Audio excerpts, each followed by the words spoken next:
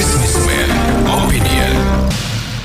Mitra bisnis, berdasarkan survei yang dilakukan oleh intelijen.com terhadap hampir 1.000 perusahaan dunia, 75%-nya tidak puas dengan kinerja Gen Z atau remaja kelahiran 1997 sampai 2012. Para Gen Z itu dinilai tidak siap untuk dunia kerja, tidak sanggup berada di bawah tekanan pekerjaan dan tidak profesional. Nah, apa komentar Anda? Di 633-9160 atau WhatsApp call di 0816-924-924. Ya, memang begitu adanya Mbak ya, Gen Z itu. Apalagi sekarang dicontohin sudah ada di depan mata kita. Langsung tertingginya lagi. Dulu itu katanya anaknya Mulyono kan.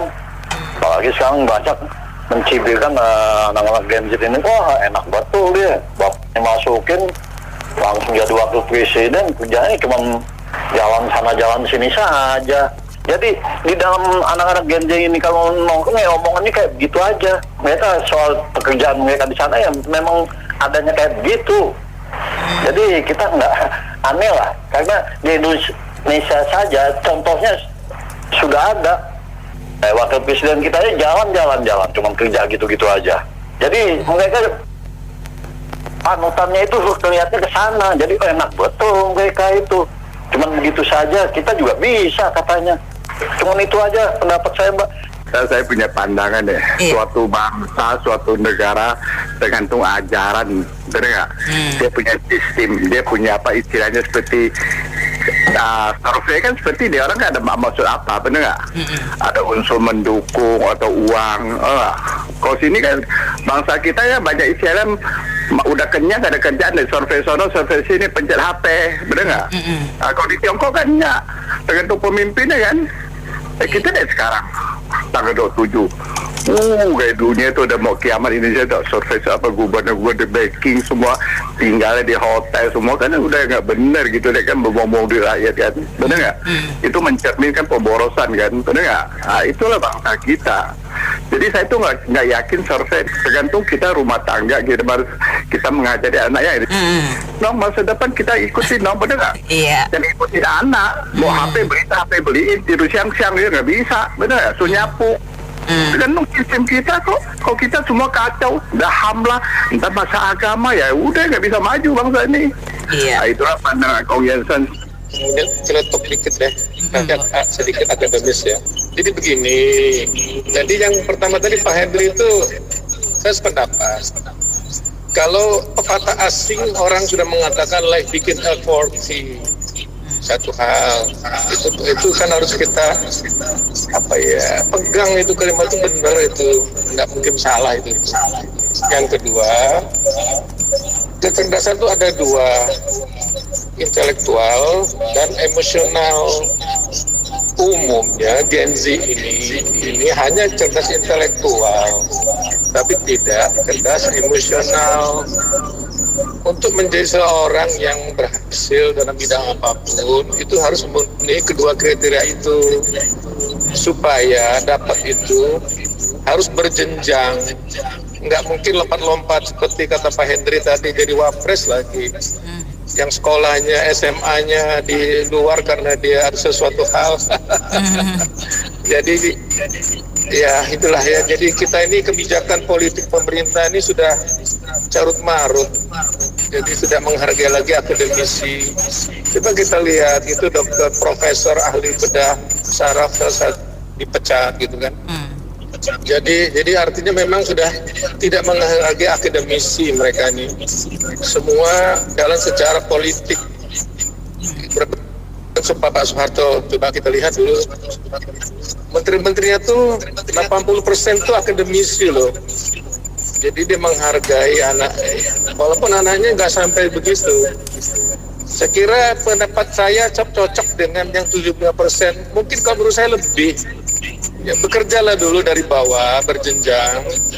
Kemudian akan tahu kesulitan-kesulitan dihadapi. Karena kesulitan waktu kerja itu tidak didapat waktu kuliah. Harus melalui proses learning by doing. Jadi doingnya sekarang ini yang tidak ada di kuliah. Begitu aja celutukan saya. Iya, halo. Jelas? Iya, jelas Pak, silakan. nggak semua Gen Z tidak profesional, tergantung didikannya. Ponakan saya itu Gen Z semua, ada yang jadi akunting, ada yang jadi desainer, bagus-bagus kok. Penghasilan mereka sampai 13-15 juta per bulan. Ya memang kebanyakan Gen Z ya, Gen Z-nya ya tergantung ya, didikan dari orang tuanya prihatin nggak? Ya bukan masalah kita bilang contoh, memang ya nggak ada yang bisa hilang dengan contoh. Contoh teladan itu yang penting. Ya budi pekerti, kejujuran, karakter itu yang membentuk mereka yang bisa jadi profesional. Tapi kalau kita lihat anak-anak yang kali-kali aja nggak bisa kelas 12, aduh ampun deh. Ya, jadi pemerintah kalau mau sukses, ya hukumnya ditegakkan, pendidikan yang korupsi itu diberesin dulu. Korupsi diberesin, semuanya selesai. Hukum ditegakkan, semua terselesaikan. Cina, merdeka 49, dengan kepasan aset mereka, apa sih yang mereka nggak bisa buat? Pepatah mengatakan Tuhan menciptakan bumi dan langit, isinya produk Cina semua. Terima kasih. Baik, terima kasih Pak Setiawan atas opininya. Pak Teddy, selamat siang. Oke, menurut saya sih, saya tambahin aja ya. Sekarang kan sosial media di zaman dulu kan nggak ada kayak gitu. Jadi dan banyak orang yang motivator gitu-gitu. Ada yang juga kasih tahu dia umur 30-an udah jadi vice president, ya kan? Ada yang jadi naiknya setahun 2 tahun tuh naik tuh. Jadi supervisor, manager, udah itu jadi kepala apa, udah itu jadi vice president. Jadi banyak kayak kita terpapar sosial media, jadi kayak pengen buru-buru gitu loh. Jadi kayak kita jangan mengharapkan orang itu setia, karena mereka melihat dia juga bisa, kenapa saya nggak bisa gitu kan. Padahal kan yang di sosial media itu nggak selalu dia kasih tahu yang susahnya gitu loh, ya kan. Jadi cenderung orang jadi ya dia ganti-ganti, dapat yang lebih bagus dia ganti gitu loh. Padahal dia sendiri belum tentu paham. Jadi istilah ada tawaran, makanya mereka itu mungkin nggak bisa lama kerja gitu. Jadi kasihan perusahaannya udah kasih training dia pindah gitu. Makasih. Iya, kalau masalah itu sih saya setuju ya. Memang sebetulnya dari sejak zaman sebelum Gen Z ini juga ya, sebetulnya kan kalau kita bicara dengan para pengusaha yang merintis perusahaan dari awal kan, kita sering dengar Pak, generasi pertama itu membangun, generasi kedua meneruskan, nah generasi ketiga ini menghabiskan. Jadi kalau menurut saya itu masalahnya karena ya pertama mungkin yang paling utama tuh faktor kemudahan kali ya. Jadi kalau orang yang memperoleh sesuatu tanpa usaha, tanpa kerja keras, terbiasa dengan kemudahan, ya jadinya mental melempem gitu kalau menurut saya. Contohnya gampang gini, sebelum ada Gojek, sebelum ada Google Map ya, dulu sebelum ada Gojek, kita kalau mau perlu Gojek, kita harus berusaha datang ke pangkalan Gojek. Kita harus negosiasi, Pak kesono berapa duit bayar. Jadi ada usaha dulu gitu. Nah sekarang dengan adanya aplikasi, tinggal pencet, pokoknya jadi aja gitu Pak. Termasuk dengan gosen, pesan makanan, pesan barang apa, itu semua serba mudah tanpa usaha. Beda kita dulu Pak, kita dulu harus cari tokonya, ketemu orangnya, tanya-tanya barangnya apa, nego. Jadi dalam hal ini faktor kemudahan saya pikir yang menjadi menjadi penyebab faktor Gen Z itu mentalnya lembek sekali gitu. Jadi ya apalagi kalau ditambah dengan faktor didikan keluarga katakan ya, atau circle pergaulan yang tidak bagus, wah itu akan tambah parah menurut saya Pak. Makanya ini dengan adanya wamen Bu Kristi ya, Stella Kristi, Saya pikir, saya dengar kemarin ada wawancara dia, penjelasan dia di radio ini juga Pak FM. Jadi dia bilang kalau dengan ChatGPT, dengan AI, kita pasti kalah. Tapi kita bisa unggulnya apa? Kalau kita punya skill interpersonal, emosional. Nah itu yang harus sekarang dibangkitkan di Gen Z itu gitu. Karena kan sekarang ini, kemarin saya dapat video ya, statistik di WA Group, bahwa dengan perkembangan zaman, perkembangan teknologi, hubungan antar manusia yang dari dulunya nomor satu keluarga makin berkurang, akhirnya sekarang nomor satunya adalah online Pak. Bahkan dengan teman ketemu offline aja makin berkurang, semuanya serba online gitu. Nah ini yang harus diperhatikan mungkin oleh Bu Stella Christy ya. Jadi dengan perkembangan teknologi bukan cuma kita pakai teknologi maju, tapi faktor manusianya sendiri, interpersonalnya yang dihilangkan itu otomatis hilang, itu bahaya sekali Pak. Jadi menurut saya itu aja sih. Iya, memang ya zaman sekarang itu kan yang namanya lapangan pekerjaan itu sudah bermacam-macam ya. Termasuk misal contoh nih ya, jadi YouTuber. Nah, yang namanya YouTuber itu kan buat anak-anak Gen Z, milenial, itu salah satu keasikan tersendiri baik dalam hobi maupun bekerja atau menghasilkan uang. Dan itu kan cukup banyak ya jenisnya ya. Ada vlogger dan sebagainya. Saya juga nggak terlalu ngerti. Nah, itu pekerjaan-pekerjaan yang buat kita yang generasi di atasnya itu adalah sesuatu yang asing. Tapi buat mereka itu adalah mungkin ya, katakan 30-40% Gen Z itu banyak yang ke arah sana.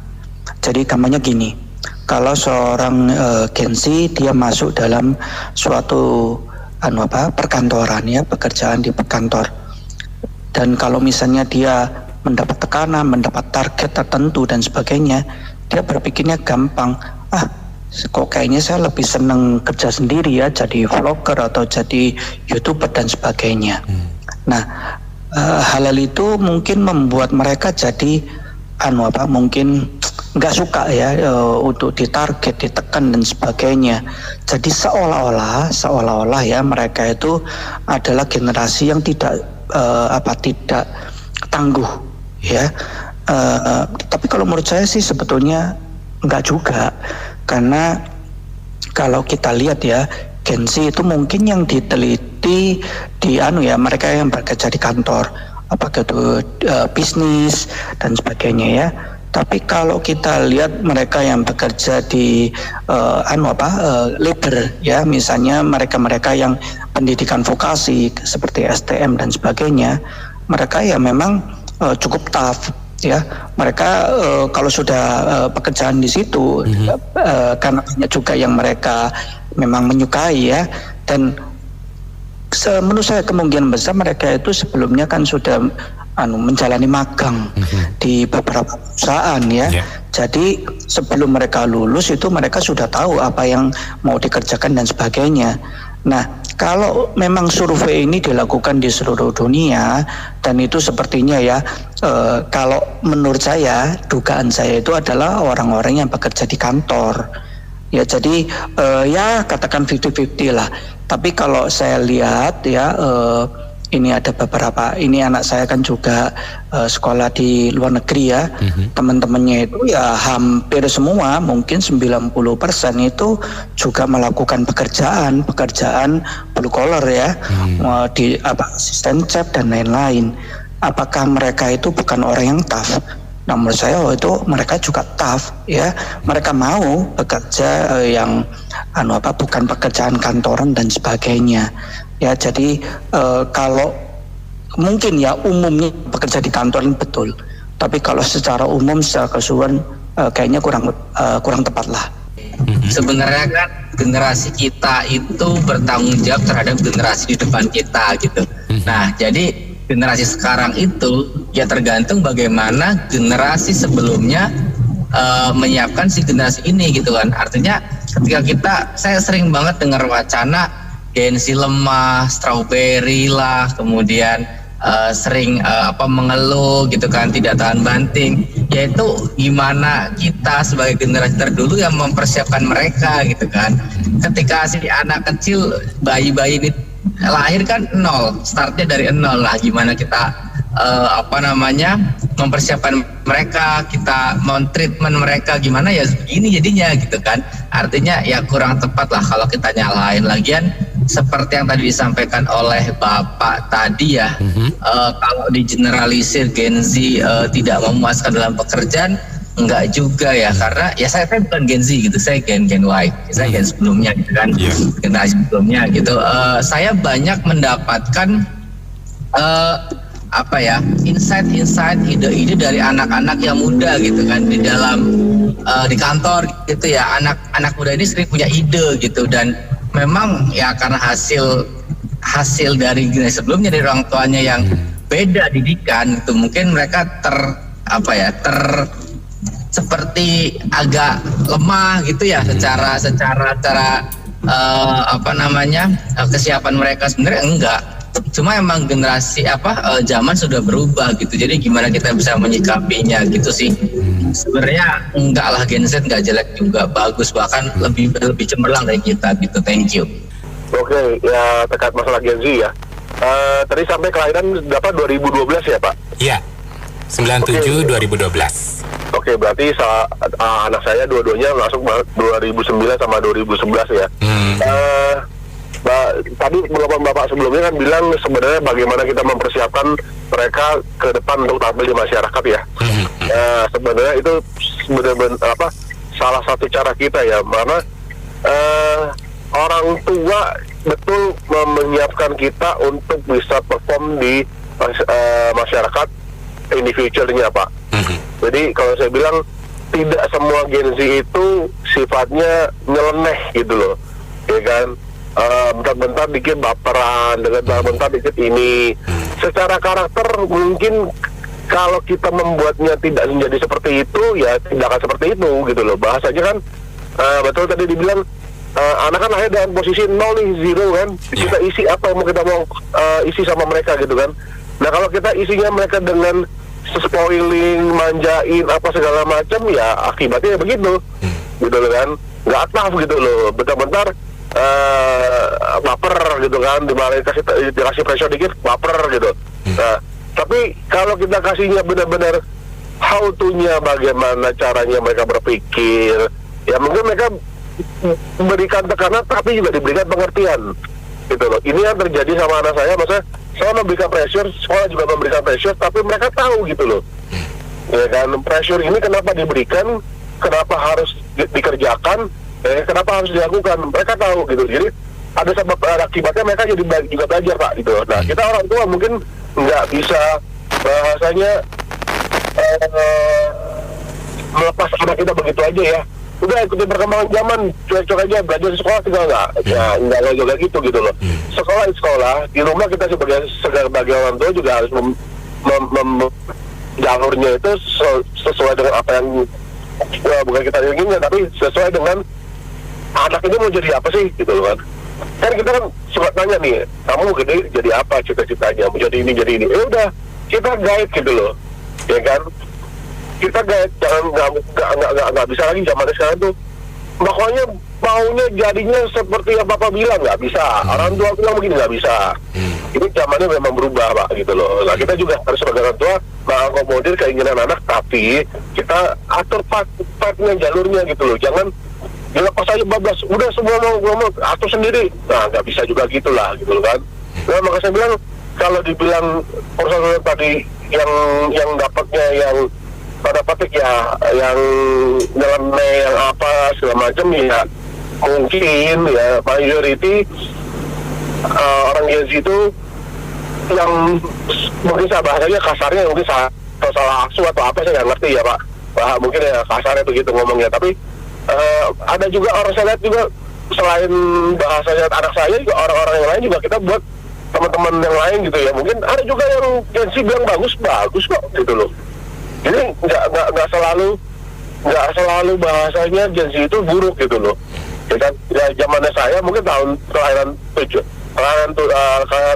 sampai 80 bisa dibilang juga jelek, ada juga gitu loh.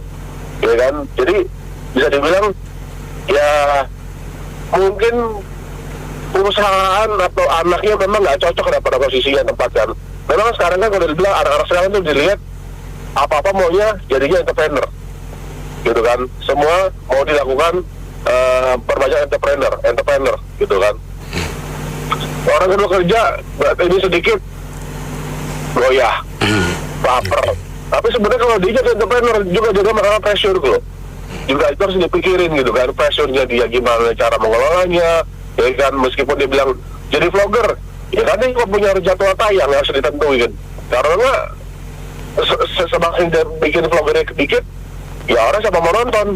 Ya contohnya begitu kan. Jadi bisa dibilang kalau bilang letoy, lemes atau galah Gen Z itu, mostly saya rasa Gen Z itu nggak sepuas seperti yang dibilang oleh perusahaan tadi gitu loh ya.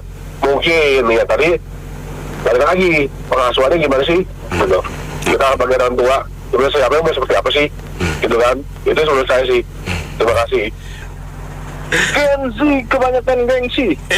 Bener juga sih. Jadi perlu digenjot. Digenjot semangatnya, ya kan. Ya gitulah Bang, gimana ya Bang ya, perlunya gitu. Jadi seharusnya pendidikan kita itu gratis, jangan cuma LPDP doang ya kan. Ya kan LPDP udah dibayarin lo nggak kerja di sini lagi lo, buat apaan ya kan. Udah gitu nggak dibalikin juga duitnya. Nah itu kan kurang ajar namanya, ya kan.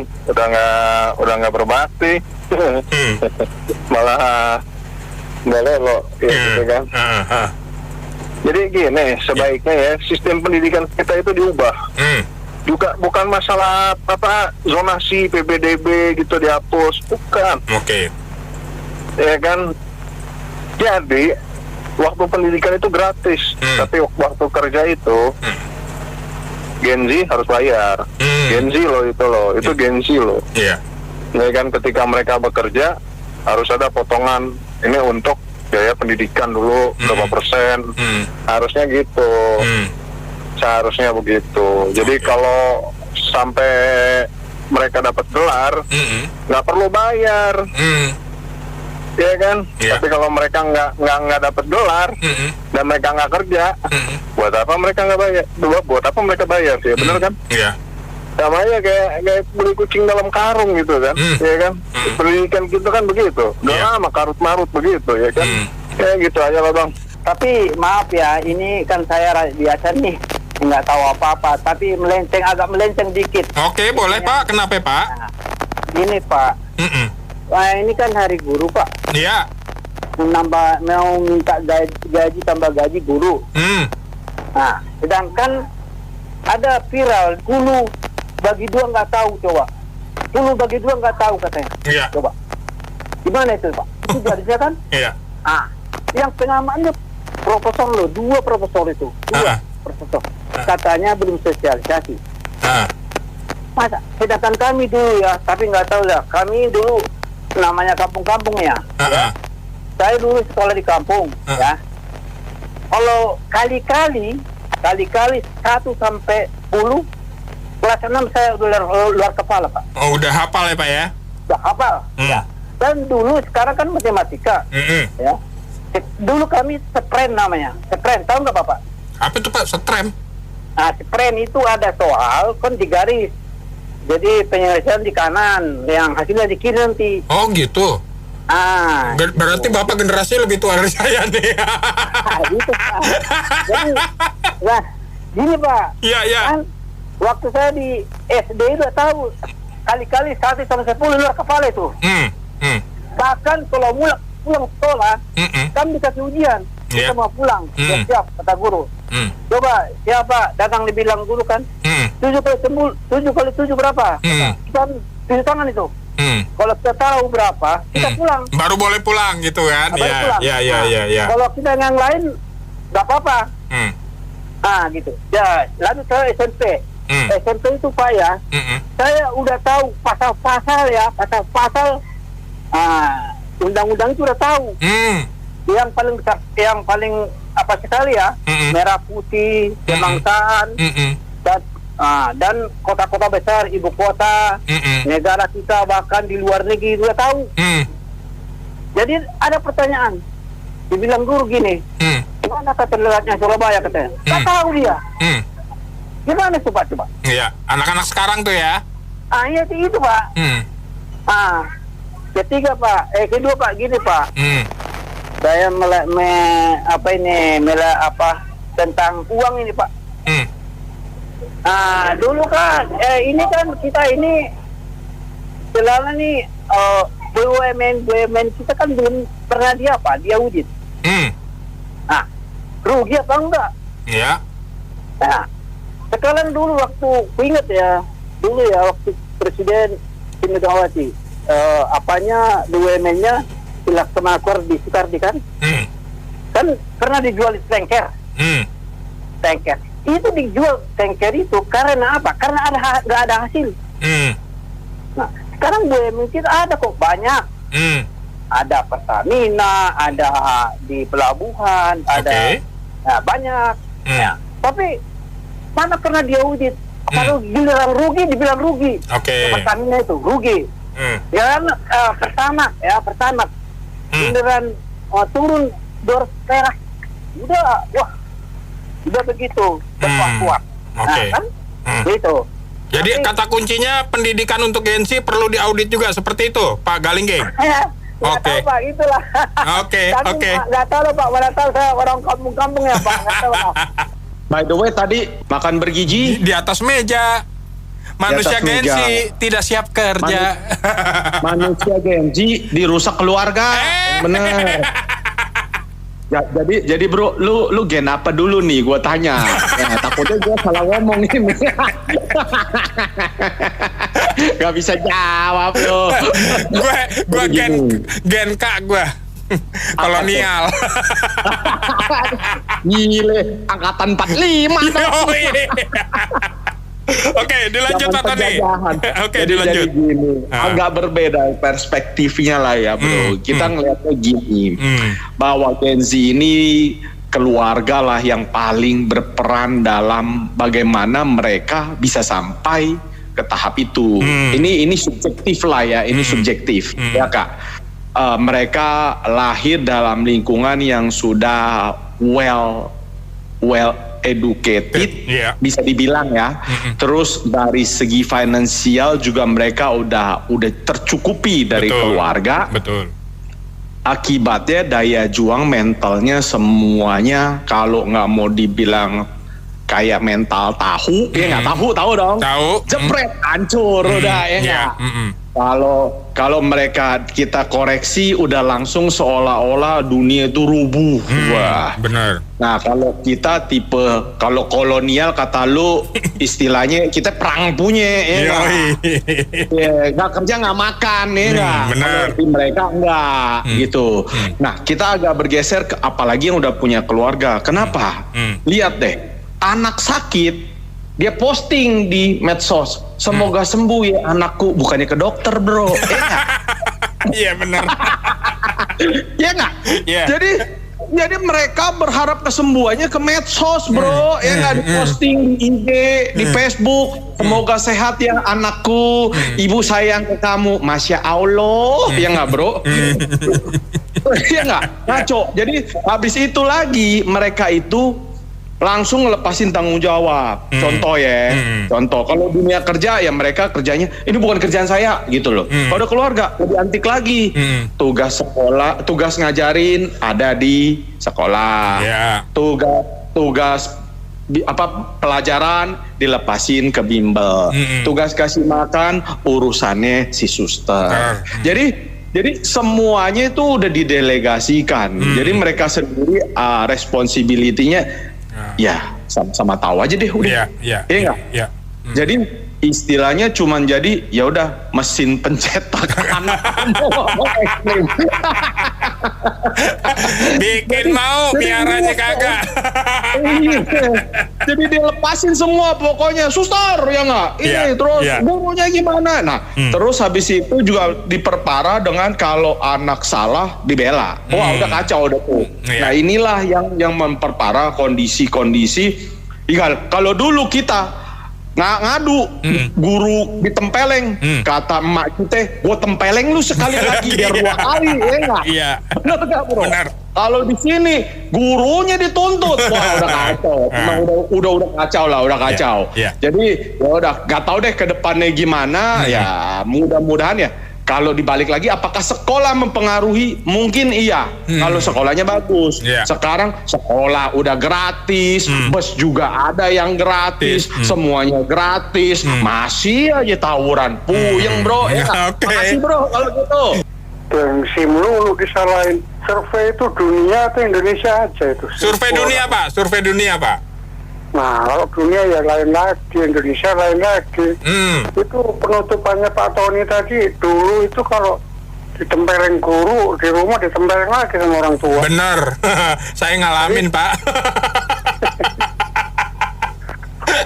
Dulu saya juga ngalamin itu yang disodok pakai penghapus yang gagangnya kayu itu. Saking sakitnya, buset, ngambang air mata.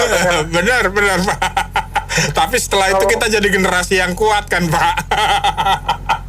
Wah, itu yang sekarang juga belum keuji kan. Mereka belum tua. Jadi kerusakan Indonesia ini dari zaman dulu. Anda kalau ingat, saya kalau sering mendengar para politisi yang senior bilang, tahun 45 ketika Indonesia merdeka, 90%, 95% bangsa ini masih buta huruf. Oke, ya. Jadi betapa terlambatnya kita. Udah begitu, ya Bung Karno memimpin dikacau sama komunis lah, sama macam-macam. Ujung-ujungnya kita bicara sekarang. Perhatikan di media-media mainstream itu, pas kepemimpinan Pak Prabowo ini, apa yang ramai dibahas? Sertifikasi halal. Artinya apa? Bukan gengsinya yang salah. Pemimpin-pemimpin kita, elit-elit kita itu, orang-orang bodoh memimpin negara, rusak negara ini. Produk halal. Coba kalau saya misalnya mau ke warung beli sandal jepit, gimana letak halal haramnya itu sandal jepit? Jadi itulah. Jadi kita gini Pak, ini kita kan kelompok, ayo tahun berapa nih, baby boomers ya, yang baby boomers nih, ya kan kalau di bawahnya itu kan ada milenial, betul, ada lagi Gen Z, Gen X ya, Gen X, baru Gen Z ya, Gen Z itu yang terakhir tuh, nanti ada Alpha lagi dan Beta itu belum nanti. Gen Z itu atau Gen Z ini kan memang lahir dari produk yaitu yang sudah terwakili memiliki HP, siap menangani Pak ya. Pada saat you bangun tidur aja anak-anak seperti itu bukan anak-anak aja, Bung Benny juga begitu. Buru-buru lihat HP nih. Betul. Ada kondisi apa, politik, ekonomi atau hal-hal yang perlu dilihat gitu loh. Mending Pak kalau kerohanian malah lebih penting lagi Pak. Iya kan? Cuman Bung Benny ngeliat yang ini aja ambiar-ambiar aja gitu ya. Jadi mereka lemahnya karena tidak siap Pak. Kadang-kadang ada berita-berita, ya memang ini nggak secara semuanya, secara general ada berita-berita yang kadang-kadang menurut mereka masif, ya terstruktur gitu loh, diterima lumat-lumat berita itu tanpa melihat efek belakangnya. Jadi ini lemahnya di situ. Nah, itu salah satu kelemahannya. Tapi nggak juga, banyak juga mereka yang berprestasi luar biasa, yang perlu diapresiasi karena permainan digital mereka itu luar biasa Pak. Anak saya yang kecil aja udah bisa main segala macam Pak. Kalau kita nggak awasi, peran orang tua penting, terutama dalam pendidikan moral Pak. Spiritual kita sebagai tonggak dasar fundamental mereka untuk membangun kerohanian mereka di kemudian hari. Kalau iman mereka kuat, tayangan apapun saya rasa mereka bisa ngatasin, Pak. Iya, oke. Ini tayangan yang kurang boleh, ini merokok tidak boleh, mereka tidak lakukan, jadi tidak lihat gitu loh. Ini menurut saya memang perlu bimbingan orang tua yang cukup luar biasa ya. Peran orang tua berarti di sini ya. Peran orang tua perlu luar biasa sehingga tidak menjadi paradoks ya. Karena selama ini kan orang berpikir Gen Z itu paradoks dengan generasi kita nih. Sebenarnya enggak juga ada korelasinya, Pak.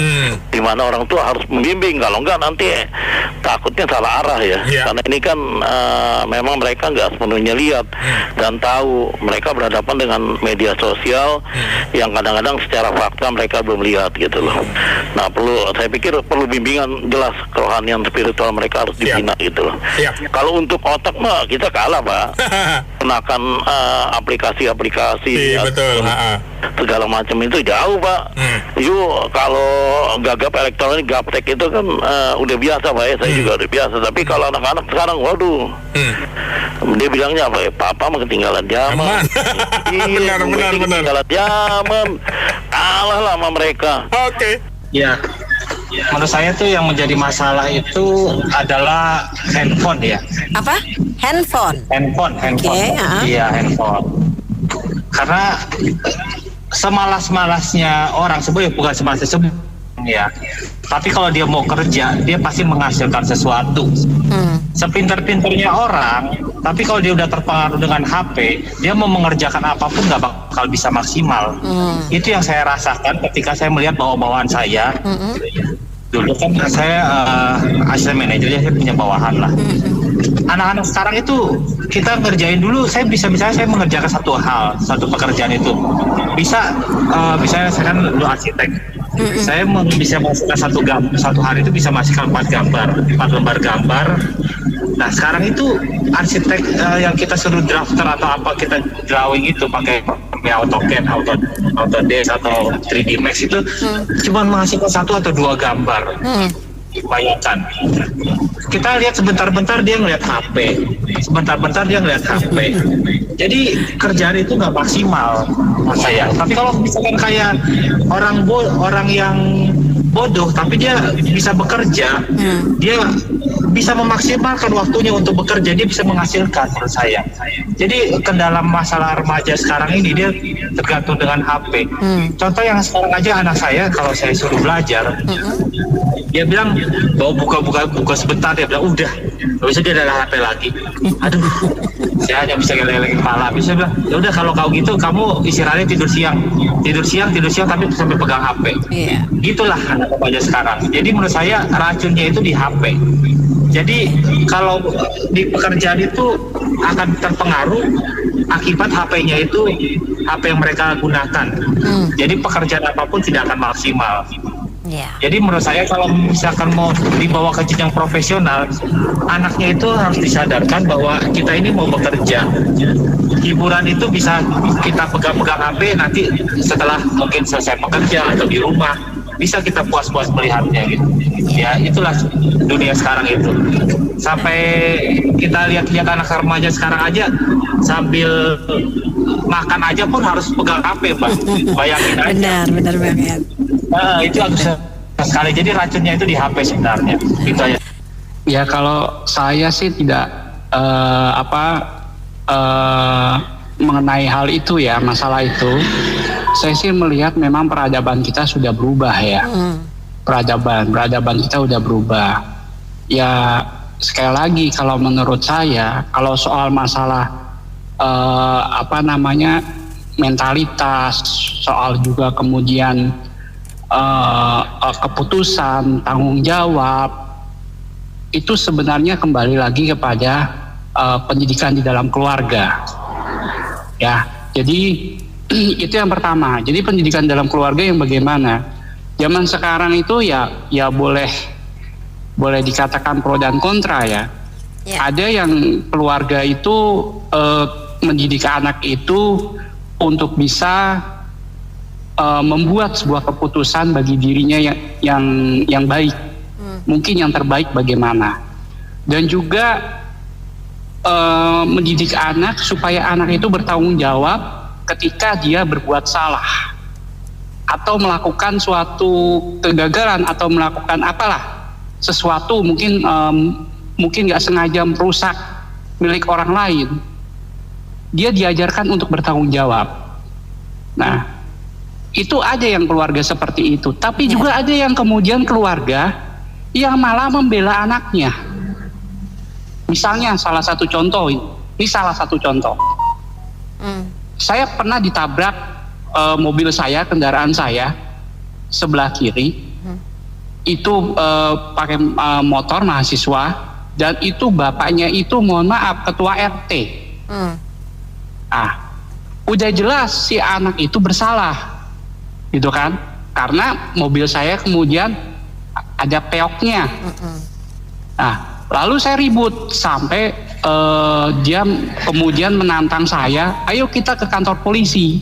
Oh siap, gitu kan. Nah, di dalam kantor polisi sendiri saya tidak tahu apakah di dalam kantor polisi itu ada temannya, apa ada koleganya, saya kurang tahu ya. Tapi kok malah mereka si bapaknya ini menyudutkan saya bahwa ini harap dimaklumkan, harus diapa. Nah, dan anak itu kayak tidak diberikan untuk bersuara meminta maaf atau bertanggung jawab atau mengakui kesalahannya.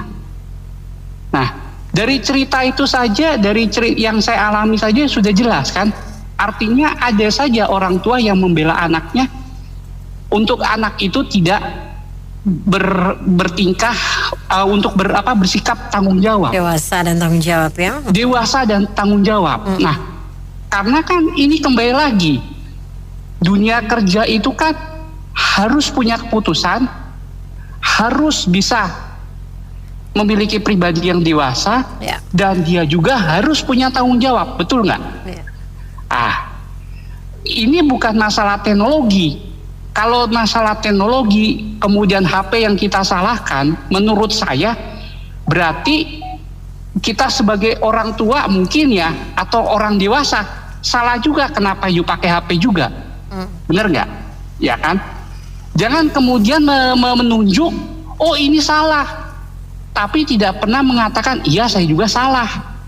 Kenapa saya tidak mendidik, misalnya nih bagi yang orang tua, keluarga orang tua untuk anak-anaknya, kenapa saya tidak mendidik anak saya untuk bisa melakukan discernment, keputusan yang baik, yang terbaik untuk dirinya, tanggung jawab untuk dirinya, dewasa untuk dirinya, gitu kan? Jangan kemudian ini menjadi luas lalu menyalahkan pemerintah, tidak juga.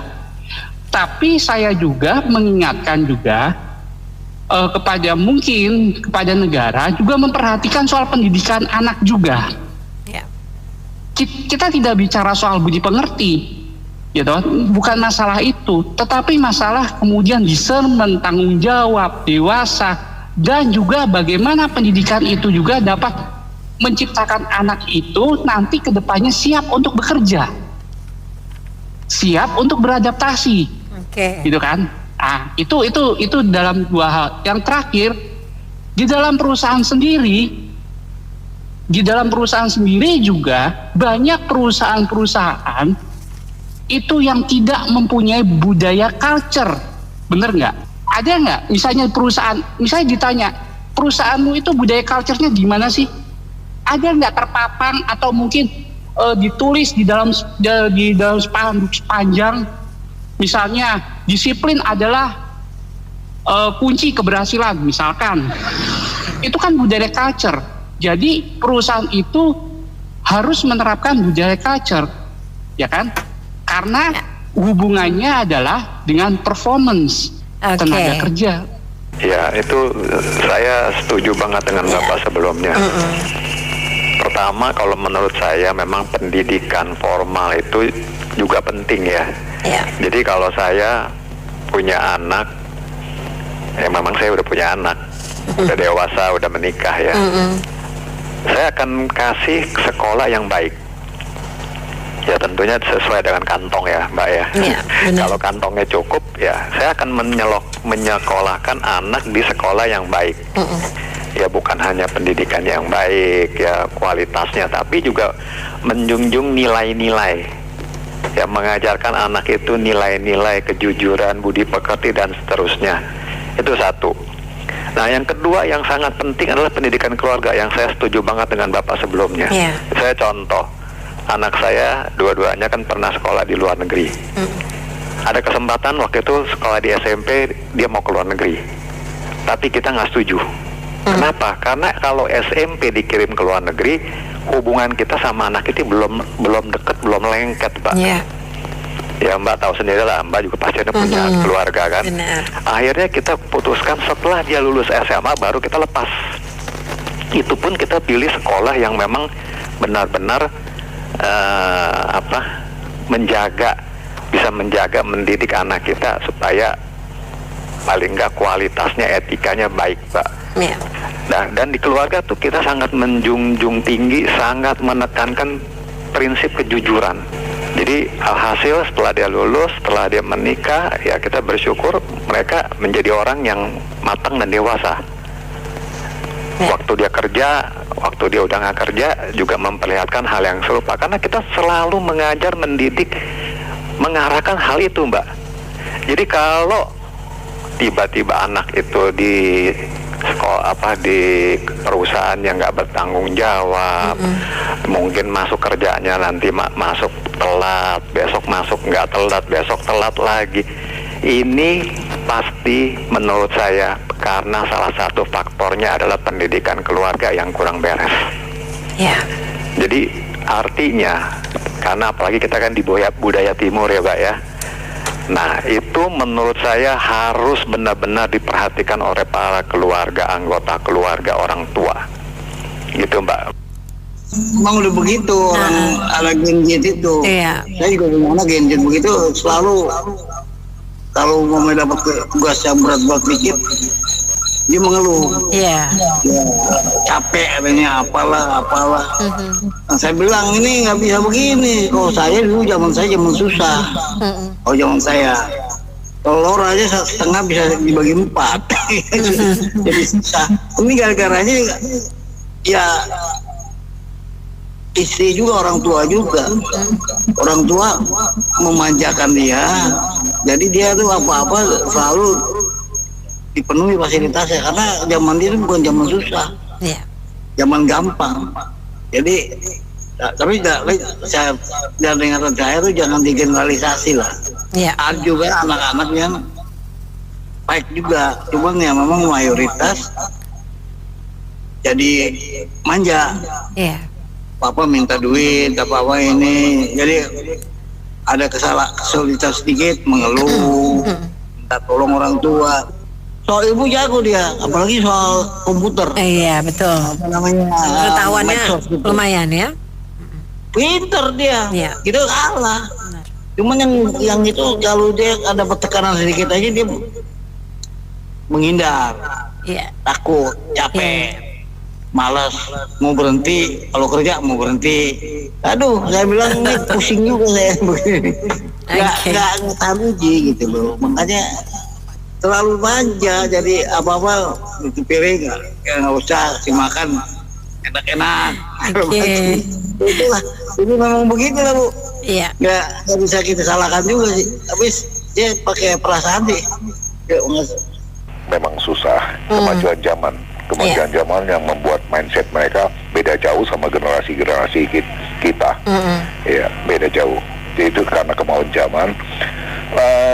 Digital media udah terlalu luas segala macam, semua orang siap waktu bisa lihat handphone, lihat TikTok. Nah, anak-anak itu terpesona dengan fenomena bahwa cari duit zaman sekarang tuh bukannya urusin mesin pabrik, bukannya dagang ini, bukan, adalah pikirin viral, YouTuber, influencer gitu. Itu yang kerjanya enak, gampang, terkenal, dan duitnya langsung jatuh dari langit.